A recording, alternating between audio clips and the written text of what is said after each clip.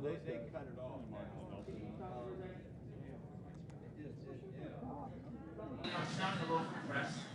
Sure thing. Just making sure. They said audio might be a little bit compressed, just verifying that we are getting a clean feed. Also, I'll talk without my mask for a bit since I could be muffled also. And we'll be having a much cleaner feed and everything. So just double checking audio, verifying it's still good. Awesome. And I'll just continue to talk around and verify so we can get it. I'm getting thumbs up over here, so we are sounding pretty good. Everything is sounding clean. Uh, Thank you.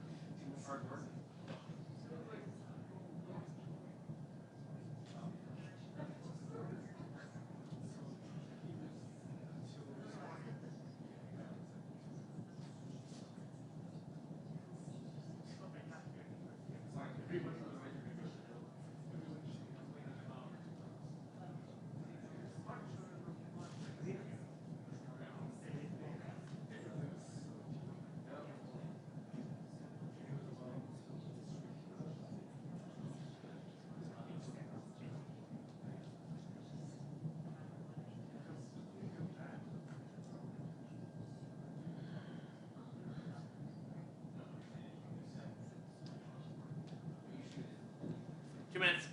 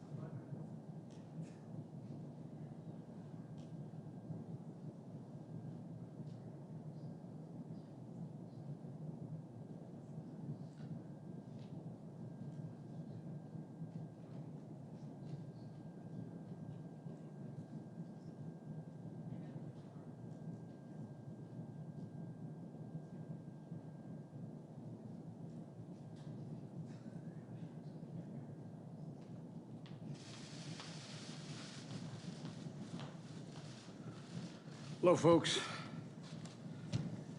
Good afternoon, everyone. Today, for the first time since March of 2020, the American unemployment rate is below 5%. In just 8 months since I became president, in the midst of a grave public health and economic crisis, the unemployment rate is now down below 5% at 4.8%. Let me just repeat that. Today's report has the unemployment rate down to 4.8%. A significant improvement from when I took office and a sign that our recovery is moving forward, even in the face of a COVID pandemic. That improvement was widespread. Unemployment for Hispanic workers was down, and the unemployment rate for African Americans fell almost a full percent, and it's now below 8% for the first time in 17 months. A drop of 496,000 in long-term unemployment is the second largest single-month drop since we started keeping records. The largest was in July. So in the past 3 months, we've seen a drop of 1.3 million long-term unemployed. That's the largest 3-month fall in long-term unemployment since we started keeping records in 1948. More to do, but great progress. And working Americans are seeing their paychecks go up as well. In September, we saw one of the largest increases in average wages paid to workers working Americans on record. Today's report comes one day after the Labor Department found, in the third quarter of this year, the number of layoffs and job reductions was the lowest in this country since 1997. Overall, the unemployment report shows almost 200,000 jobs were created last month, over 300,000 in the private sector, and 26,000 in manufacturing, offset by some seasonal adjustments in education hiring.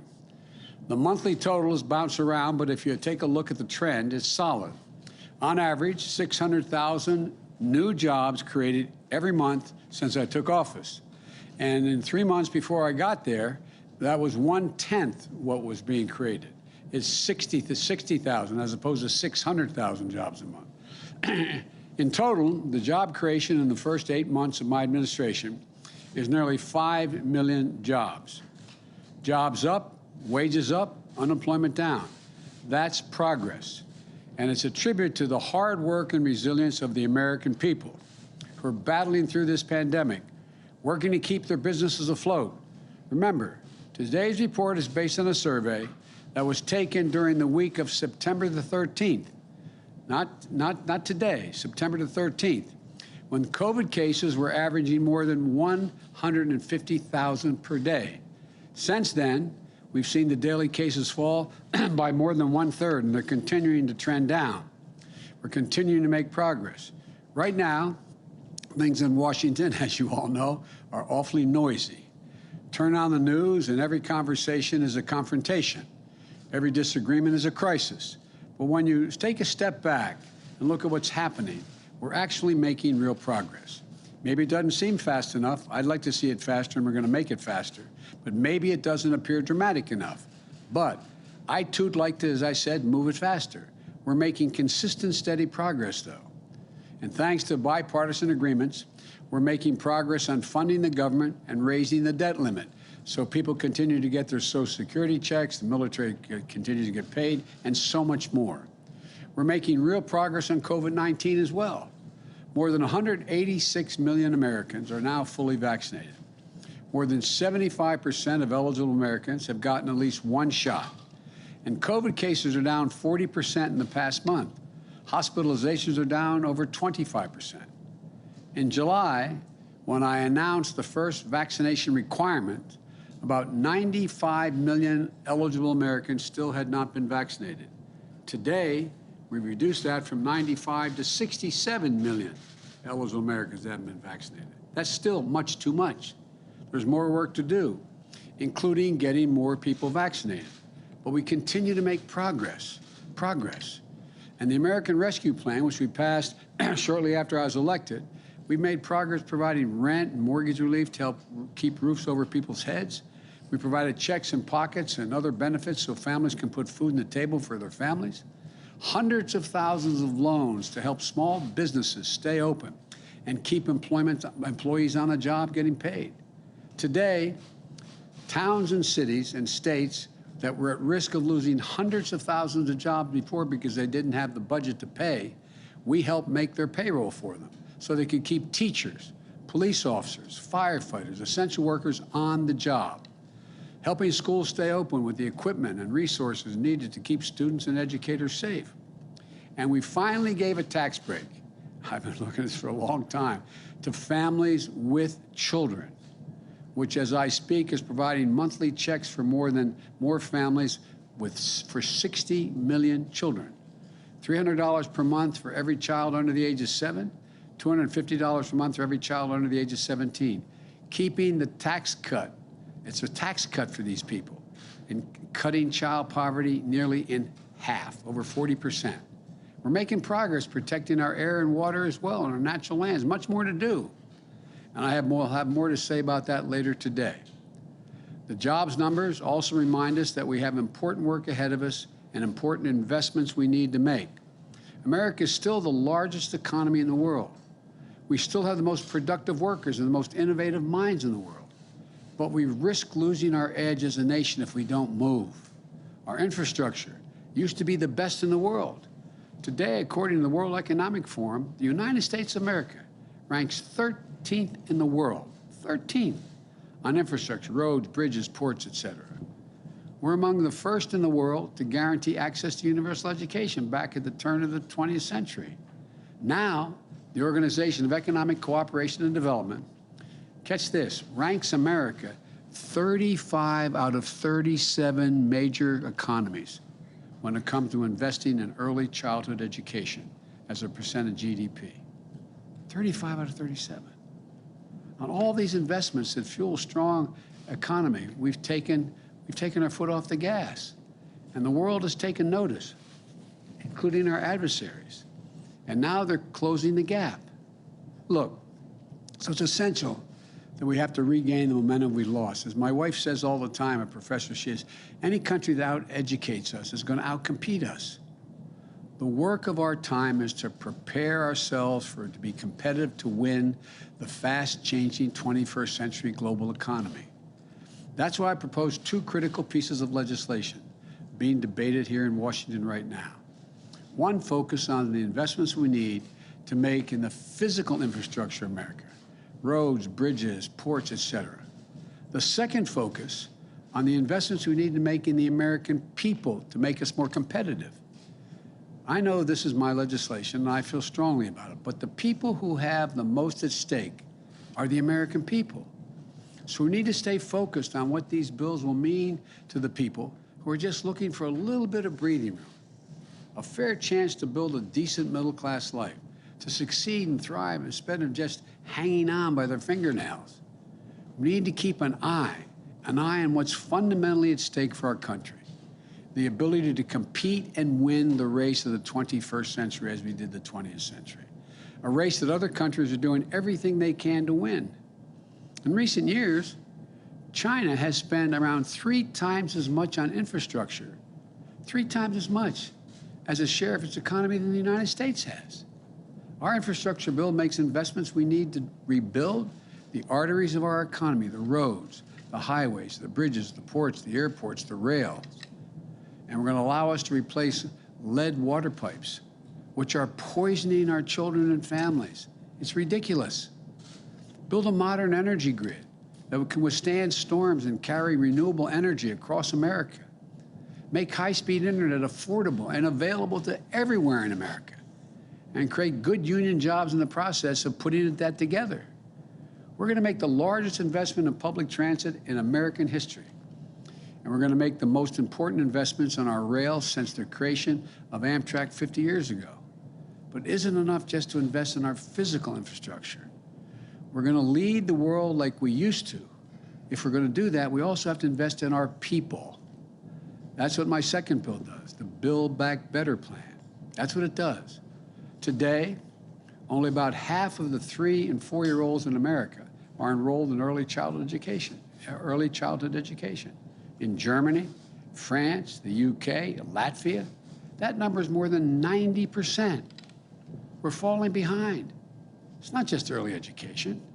According to one study, America ranks, catch this, America ranks 33rd out of the 44 advanced economies when it comes to the percentage of our young people who have attained a post-high school degree. The United States, 33rd out of 44. My Build Back Better plan gets us back on track to making 4 additional years of public education available for every person in America.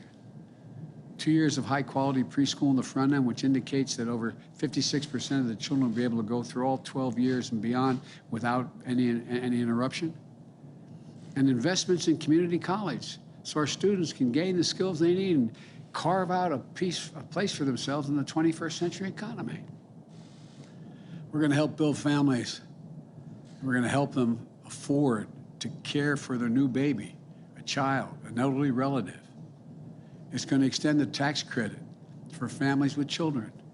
It's going to help us meet the moment on climate change and become a global leader in the fast-growing clean energy industries like solar and wind power. The whole world knows that the future of the auto industry is electric, and battery technology.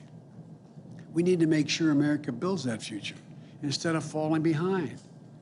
We should build those vehicles and the batteries that go into them and the charging stations they're going to need, the 500,000 we're going to build across America. Here in the United States, we should be doing this. And look, if we get this done, we're going to breathe new life into our economy and our workforce, and we're going to breathe cleaner air at the same time. These are the kinds of investments that will get America back in the game and give our workers a chance, a fighting chance. Economists left, right, and center agree.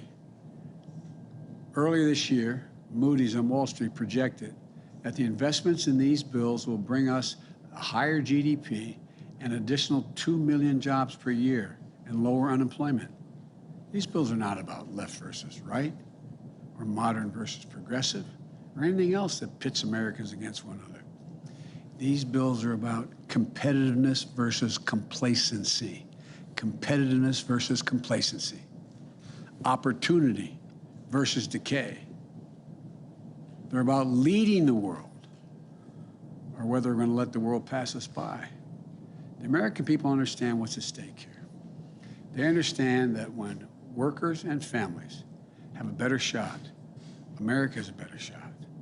Given half a chance, the American people have never, never, ever, ever let their country down. Today, we receive more evidence of the progress we're making. And I know we can make a lot more in the days ahead. I want to thank you, and God bless you all, and may God protect our troops. Thank you very much. What do you say to Americans who want them to go back to work, sir?